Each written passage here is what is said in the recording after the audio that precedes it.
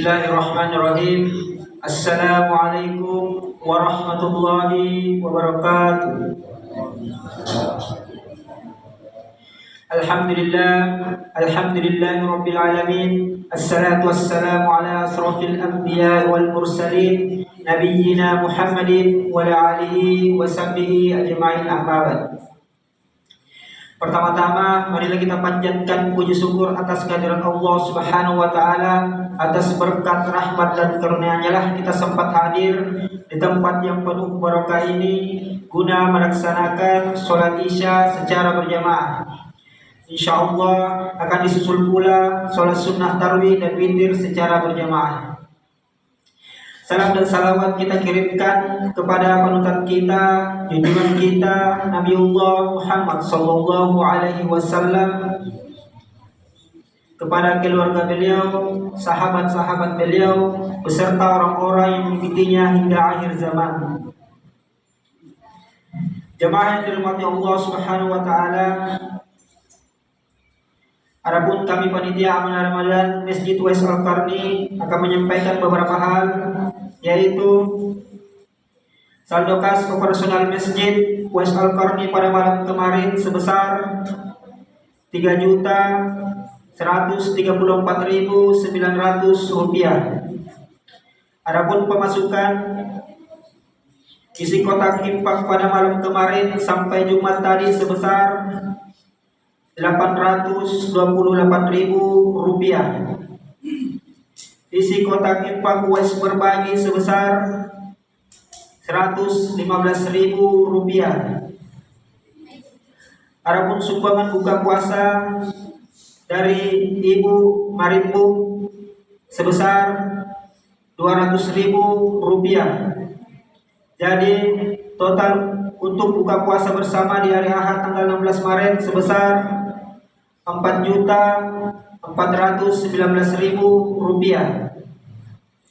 Adapun sumbangan untuk pembangunan masjid, yaitu sumbangan dari tanpa nama sebesar 100.000 rupiah. Sumbangan dari Haja Hadijah Karaman sebesar 500.000 rupiah. Sumbangan dari almarhum HM Arsyad sebesar 250.000 rupiah. Sumbangan almarhum Karaman sebesar 250.000 rupiah. Sumbangan almarhum Bongkok sebesar 250.000 rupiah. Sumbangan almarhumah Radia sebesar 250.000 rupiah. Sumbangan almarhum Arman sebesar 250.000 rupiah. Sumbangan almarhum Muhammad Jufri sebesar 250.000 rupiah. Jadi total sumbangan pembangunan masjid dari Januari sampai sekarang sebesar 6.300.000 rupiah. Adapun pengeluaran transportasi mubalik pada malam kemarin sebesar 200.000 rupiah. Transportasi mubalik pada Jumat tadi sebesar 200.000 rupiah. Jadi total saldo kas operasional masjid saat ini sebesar 3.562.900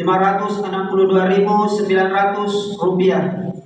Disampaikan bagi jamaah yang ingin menyumbang untuk buka puasa bersama pada tanggal 16 Maret, silakan menulis keterangannya di amplop. Demikian juga bagi jamaah yang ingin berdonasi untuk sumbangan masjid, mohon tulis keterangannya di amplop. Kami selaku panitia Uwais Al-Qarni mengucapkan terima kasih banyak kepada Bapak, Ibu yang telah menginfakkan sebagian hartanya. Semoga Allah Subhanahu wa taala membalas berlipat ganda pahala dan rezekinya. Amin ya rabbal alamin. Disampaikan bagi jamaah untuk yang membawa konsumsi buka puasa pada esok hari, bebas bagi siapa saja yang ingin membawa konsumsi buka puasa. Kami persilahkan. Kami dari panitia Amanah Ramadan Masjid Uwais Al-Qarni mengucapkan terima kasih banyak kepada Bapak dan Ibu yang telah membawakan konsumsi buka puasa pada sore hari tadi. Semoga Allah Subhanahu wa taala membalas berlipat ganda pahala dan rezekinya. Amin ya rabbal alamin. Dan insya Allah yang akan membawakan ceramah tarwih pada malam hari ini yaitu Ustaz Yusuf Mantasya LC. Sekian dari penyampaian kami. Mohon maaf bila ada salah kata yang kurang berkenan. Billahi taufik wal hidayah. Wassalamualaikum warahmatullahi wabarakatuh. Kepada Bapak Ustaz kami persilakan.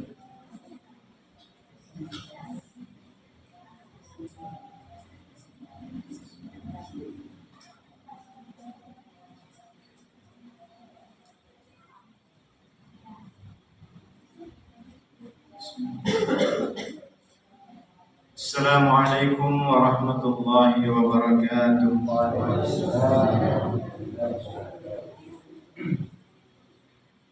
Innal hamdalillah nahmaduhu wa nasta'inuhu wa nastaghfiruh wa na'udzu bihi min shururi anfusina wa sayyiati a'malina. Man yahdihillahu fala mudilla lahu wa man yudlil fala hadiya lahu.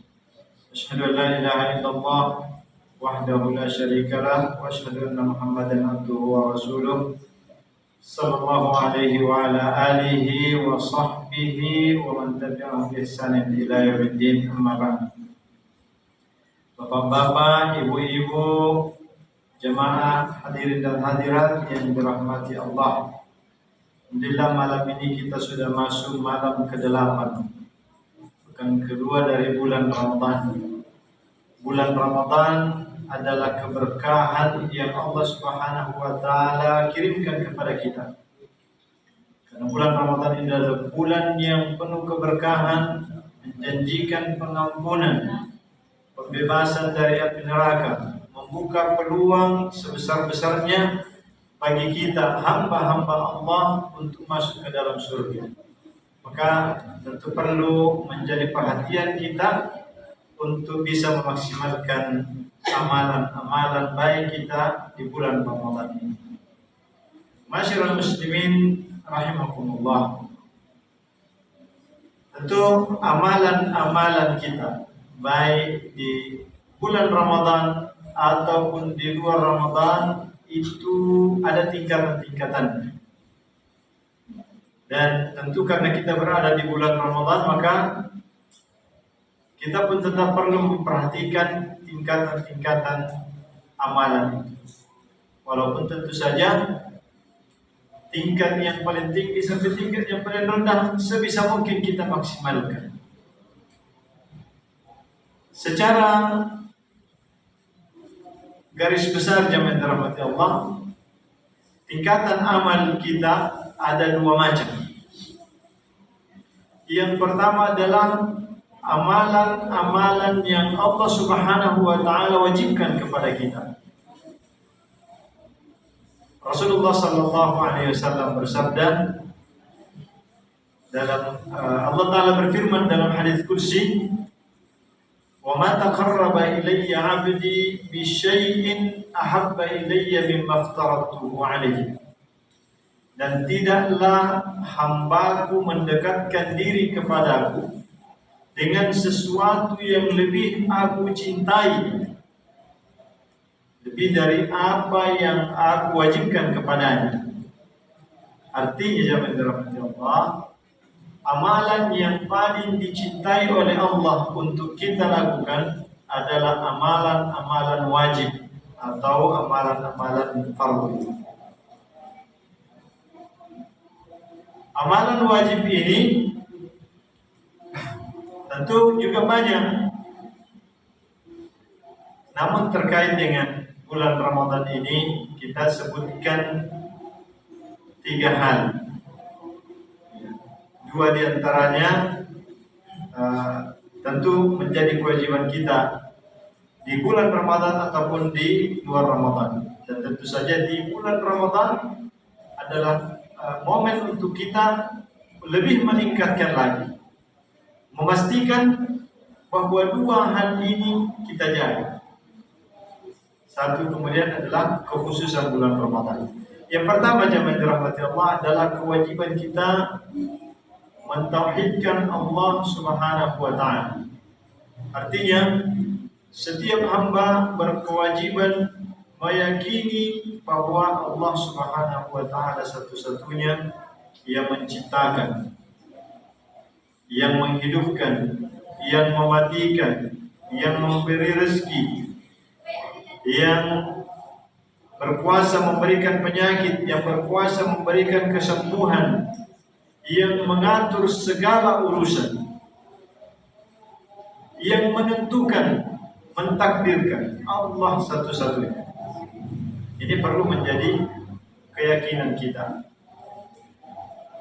Dan bahwa karena Allah satu-satunya yang memiliki sifat itu, maka tentu Allah satu-satunya juga yang berhak disembah, diibadahi.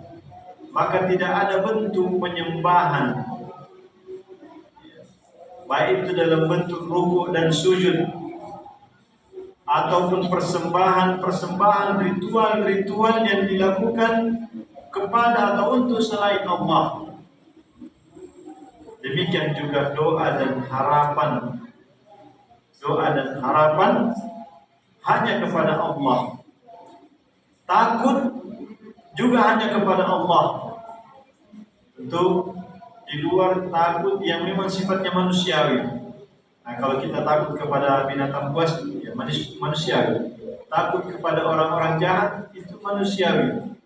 Tapi kalau kita takut pada sesuatu yang kita yakini, ya bisa mendatangkan bala, bisa mendatangkan bencana, ya, mendatangkan penyakit, atau kita harapkan bisa memberikan rezeki, bisa memberikan kesembuhan, kesehatan, ya, yang secara realita dan secara akal, ya, hal itu hanya dimiliki oleh Allah Subhanahu wa taala. Namun kita yakini itu pada sesuatu yang lain, yaitu yang dimaksud dengan syirik. Dan itu, ya, pelanggaran dari tauhid. Maka kalau ada orang misalnya berdoa, minta jodoh, minta anak, minta rezeki, minta kemudahan dalam urusan kepada selain Allah, apakah itu kepada orang yang sudah meninggal yang dianggap memiliki karamah sebagai wali dan seterusnya, apalagi kepada sesuatu yang tidak pernah dilihat tetapi orang meyakini ada di situ ya, ada di situ ada pohon di situ, pohon keramat, kalau kita minta ke situ, ya, akan kita dapatkan. Ini semua adalah bentuk-bentuk kesyirikan. Ya. Atau misalnya ada sesuatu yang kita simpan di rumah. Ya, ini kalau orang dulu ya.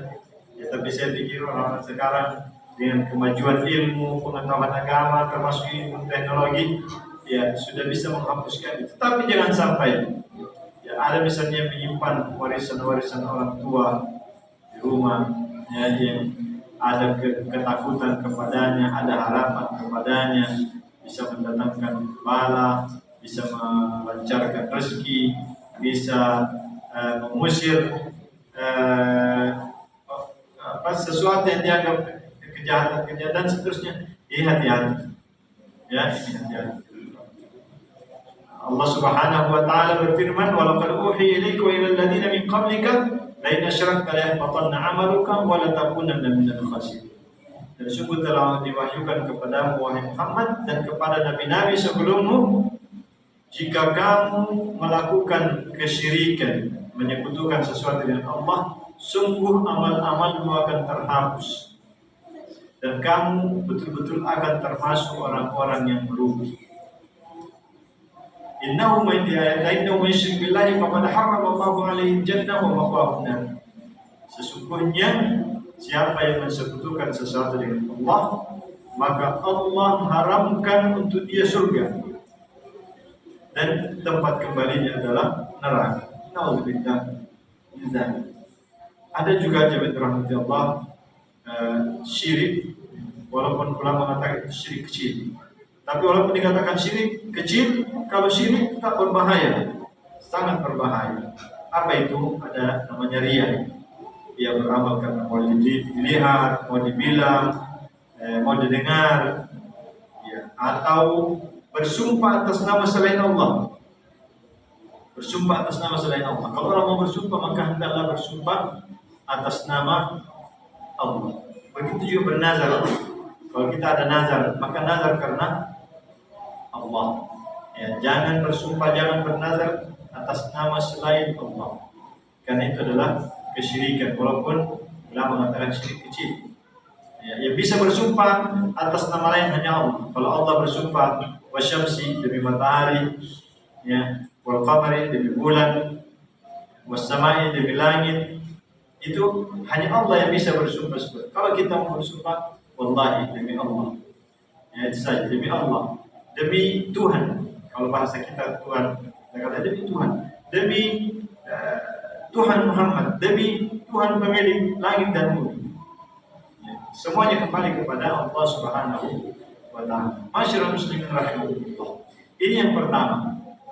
Dan ini adalah fondasi dari segala-galanya. Segala ibadah kita, kehidupan kita harus di atas tauhid ini. Yang kedua, jemaah dirahmati Allah, adalah kewajiban bagi semua orang yang sudah bersyahadat.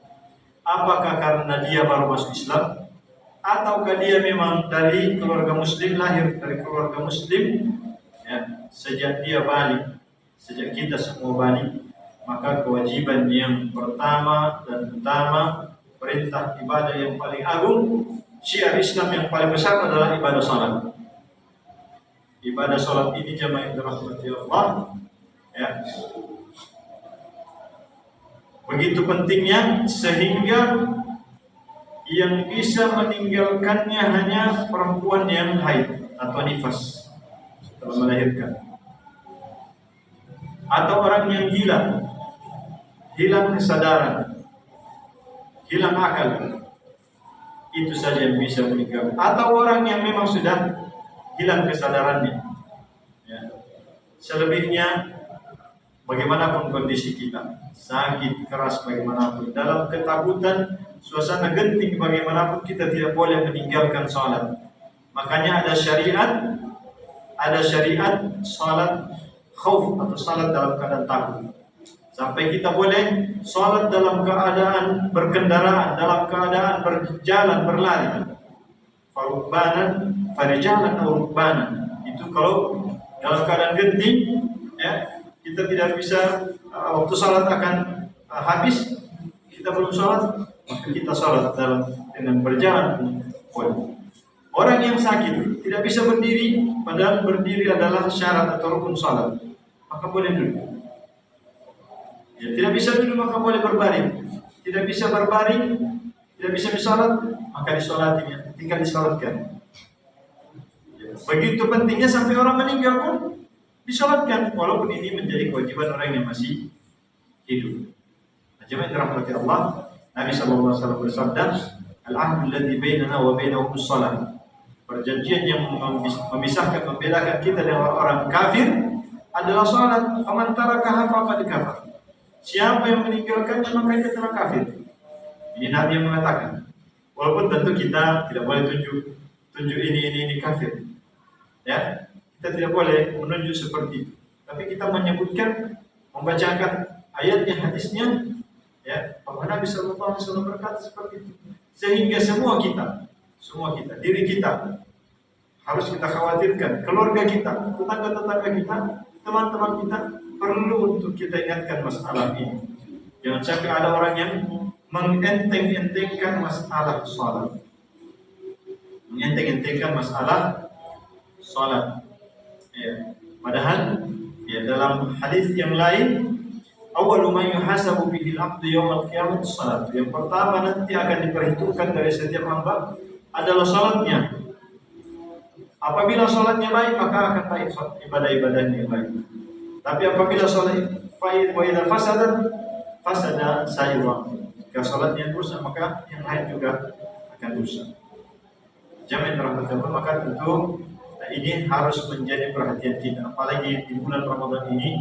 Ya, mudah-mudahan menjadi momentum untuk orang-orang yang mungkin selama ini masih kadang-kadang melalaikan, ya, atau mungkin sering meninggalkan. Mudah-mudahan momentum Ramadan ini menjadi titik balik untuk bertaubat kepada Allah Subhanahu wa taala, untuk kemudian menjaga ibadah salat kita. Karena alhamdulillah di mana-mana masjid-masjid ramai di bulan Ramadan. Masyarakat muslimin rahimakumullah. Yang ketiga adalah ibadah puasa. Dan ibadah puasa ini adalah menjadi kekhususan bulan Ramadan. Khususan bulan Ramadan. Ya.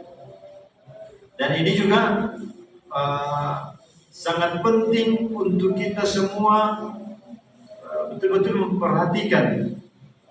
Ya. Karena yang boleh meninggalkannya, ya meninggalkan dalam artian tidak berpuasa di bulan Ramadan. Yang pertama adalah orang yang sakit, ya, yang khawatir akan terhambat kesembuhannya, ya, atau bepergian jauh, musafir. Nah, ini boleh tidak berpuasa seberapa hari yang ditinggalkan karena sakit atau karena perjalanan jauhnya, itu diganti di hari-hari lain setelah Ramadan. Kemudian perempuan yang haid atau nifas, ya ini juga tidak, ini malah tidak boleh puasa dan harus diganti di bulan-bulan yang lain. Perempuan yang hamil atau menyusui yang khawatir, ya, atau tidak mampu berpuasa atau khawatir akan janinnya atau anaknya, maka boleh berbuka diganti di hari-hari yang lain. Atau kalau khawatir tidak bisa menggantinya juga di setelah Ramadan, maka boleh membayar fidyah. Boleh membayar fidyah, beri makan satu orang miskin untuk satu hari yang ditinggalkan. Jadi berapa hari ditinggalkan, maka diberi makan orang miskin. Ukurannya itu ya hampir 1 liter kalau beras, ya, 0,70 sekian 700 gram, hampir 1 liter, hampir 1 liter. Ini yang boleh meninggal, atau orang tua yang memang sudah uzur, sudah tidak mampu lagi berpuasa, atau karena ingatannya ya kadang-kadang tidak tahu ini waktu apa, ini waktu apa, dia sudah pikun. Nah, ini ya tinggal membayar fidyah. Dan ini menunjukkan bahwa puasa ini tidak boleh ditinggalkan begitu saja. Dalam hadis Nabi SAW menyebutkan, diperlihatkan kepadaku orang yang diikat dan digantung di ujung kakinya, diikat ujung kakinya kemudian digantung. Mulutnya robek sampai pipinya dan pipinya mengalirkan darah. Aku bertanya kata Nabi SAW, kenapa ada begini? Siapa ini? Maka malaikat menjawab, ini adalah orang yang berbuka sebelum waktunya. Artinya dia batalkan puasanya tanpa uzur. Tanpa uzur. Ini orang yang membatalkan puasanya tanpa uzur. Bagaimana dengan orang yang sengaja meninggalkan puasa tanpa uzur? Ya, tentu mungkin ada orang-orang yang meninggalkan puasa karena alasan pekerjaan, karena alasan kesibukan, karena alasan yang tidak bisa dibenarkan syar'i. Ini perlu kita ingatkan. Ya, perlu untuk kita ingatkan. Dalam riwayat lain disebutkan bahwa siapa yang meninggalkan 1 hari di bulan Ramadan tanpa uzur, maka dia tidak bisa mengganti dengan puasa 1 tahun. Bayangkan kalau 1 hari saja ditinggalkan tanpa uzur, tidak bisa diganti dengan puasa 1 tahun. Bagaimana kalau ya berhari-hari, paling kalau 1 bulan, auzubillah. Jemaah dirahmati Allah, tentu ini yang wajib. Ini yang sifatnya wajib. Terkait dengan puasa, tentu kita supaya lebih sempurna kita perhatikan beberapa hal yang terkait dengan itu. Syarat-syarat, rukun-rukun atau hal-hal yang perlu untuk kita tinggalkan. Ya, dalam hadis, siapa yang belum meninggalkan kata dusta atau sikap dusta, perbuatan jahil, ya, maka Allah tidak berhajat dari puasanya, di mana dia harus meninggalkan makan dan minumnya. Makan dan minumnya. Artinya kalau kita masih melakukan perkara-perkara yang tidak baik, berdusta, ya, bertengkar, ya, dalam riwayat lain, apabila hari berpuasa kamu, maka jangan ada yang melakukan kefasikan atau sikap dan kata-kata yang mengandung nafsu seksual atau birahi, dan jangan berlaku buruk kepada orang. Dan apabila dia dicaci maki atau diserang, ya, diajak bertengkar dan berkelahi, maka hendaklah dia mengatakan saya puasa. Saya puasa. Artinya karena kalau kita ladeni mau bertengkar, mau berkelahi, ini bisa mengurangi pahala kita, bisa mengurangi atau bahkan mungkin menghapuskan pahala kita. Maka kesempurnaan daripada puasa kita ini perlu ya kita maksimalkan. Nah, setelah itu jemaah dirahmati Allah, atau bersamaan dengan ini kita juga lakukan amalan-amalan ibadah yang disunnahkan. Ya, saya sebutkan satu persatu ya, secara singkat. Misalnya salat tarawih atau qiyamul lail, salat malam seperti yang kita lakukan setiap malam sebentar insyaallah. Memberi makan buka puasa bagi orang-orang yang berpuasa. Ya, mungkin kita juga sudah dengar dalilnya dan keutamaannya. Memperbanyak bacaan Al-Quran, ya, memperbanyak zikir, memperbanyak doa, ya, terutama ketika kita berpuasa, apalagi di saat kita berbuka puasa dan di waktu sahur. Ya. Kemudian memperbanyak sedekah. Tadi ada pengumuman tentang infak-infak ini. Semua ya, ibadah-ibadah ini akan dilipat gandakan oleh Allah Subhanahu wa taala. Dan di akhir Ramadan ada disunahkan iktikaf. Ini tujuannya supaya kita maksimalkan di akhir Ramadan sekaligus untuk bisa mendapatkan Lailatul Qadar yang ya kita juga sudah tahu keutamaannya. Lebih malam Lailatul Qadar itu lebih baik dari 1000 bulan. Lebih baik dari 1000 bulan. Saya kira ini jemaah yang dirahmati Allah. Ya, mudah-mudahan Allah Taala memberikan kita taufiknya untuk memaksimalkan ibadah kita di bulan Ramadan, dan jangan sampai kita keluar dari Ramadan atau Ramadan meninggalkan kita sementara kita belum mengambil kebaikan atau dosa kita belum diampuni. Nabi SAW mengingatkan kita, celaka bagi mampu'in dakhala alaihi Ramadan man salafa wa lam yughfar lahu. Ya, celaka, rugi orang yang didatangi Ramadan, kemudian Ramadan berlalu sementara dosa-dosanya belum diampuni. Padahal semua punya peluang untuk terhapus dosa-dosanya dengan amalan-amalan bulan Ramadan. Demikian, semoga Allah Subhanahu wa taala mengampuni kita semua dan memasukkan kita ke dalam surga-Nya kelak. Billahi taufiq wal hidayah. Wassallallahu wasallam ala nabiyina Muhammad. Walhamdulillahirabbil alamin. Wassalamualaikum warahmatullahi wabarakatuh.